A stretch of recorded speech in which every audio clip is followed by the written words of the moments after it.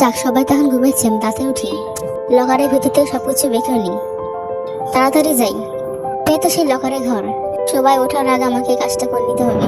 যদি ওরা জানতে পারে তাহলে আমাকে মেরে ফেলবে। তাড়াতাড়ি সবগুলো ব্যাগের মধ্যে ঢুকিয়ে নি। আরে এখন আবার কে আসলো? এটা তুই না ঘুমিয়ে আসিস? তুই এখানে কি করে আসলি? হ্যাঁ, তুই এখানে চুরি করতে এসেছিস?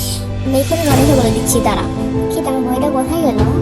এটা আমাকে দে। না, এটা আমাকে দে। এটা স্যার বলছি, স্যার এটা আমাকে দে। কি হচ্ছে, তোমরা এখানে কি করছো?